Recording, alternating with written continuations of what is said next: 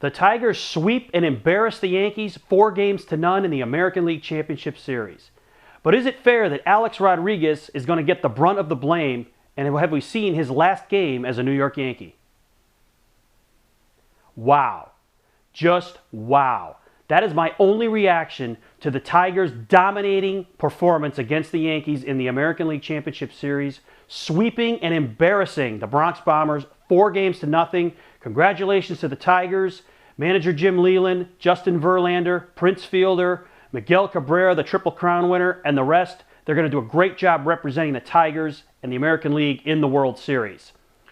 But for the Yankees, the questions will begin minutes after the end of the final game, and most of the finger pointing will point towards Alex Rodriguez, number 13 of the Yankees. He is getting the brunt of the blame for the loss in this series.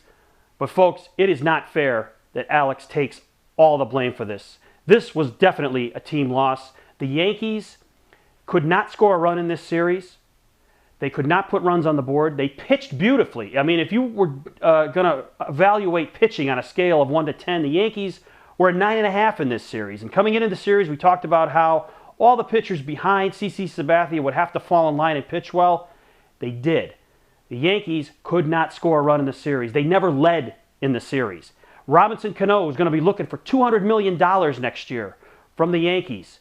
3 for 40 in the series. And for those of you that say Cano is better than Dustin Pedroia, well, he might have more natural talent, but I highly doubt Dustin Pedroia would go 3 for 40 in a championship series. So I don't want to hear talk about how Robinson Cano is a better ball player than Dustin Pedroia. As for the Yankees, there's blame to go around everywhere. Curtis Granderson, Nick Swisher, Joe Girardi. You're benching A-Rod in this series? I mean, did you ever hear of the phrase, go with those who brung you? He benched A-Rod in the series. This was more, I think, an organizational, non-baseball decision than an on-the-field baseball decision. And Yankee fans, you're going to get what you want, it looks like. You have not liked Alex Rodriguez from the day he got to New York. Why? Because he made some comments years ago about your beloved Derek Jeter in Esquire magazine, and you never accepted him from day one. Well, it looks like you're going to get your wish, because the Yankees, I'm sure, are going to do everything in their power to get A-Rod out of New York in the offseason. They're going to hope to find some chump team that's dumb enough to make a trade with the Yankees and help them out. I hope they don't. I hope the Yankees have to eat the whole contract and release Rodriguez to relieve themselves of the money and the chaos and the circus. It is going to be an interesting offseason. And for those of you that say, well, your Red Sox were 69 and 93 this year, our team at least made the playoffs. Hey, right now this is not about the Red Sox. This is about the Yankees, who were inept in this series against the Detroit Tigers. It starts with their manager, who made some questionable decisions with the lineup in the series. I mean, to bench Granderson, to bench A-Rod. What is this guy thinking? He doesn't have anybody better on the bench to put in there. Eric Chavez was a disaster in this series, replacing A-Rod. Brett Gardner did nothing in place of Curtis Granderson.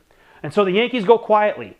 4-0, they get swept, they get embarrassed. But the question for you Yankee fans, have we seen the last of Alex Rodriguez in a Yankee uniform? And is he the guy who deserves the brunt of the blame in this series? Thanks for watching. Don't forget to subscribe and tell all your friends about This Week in Red.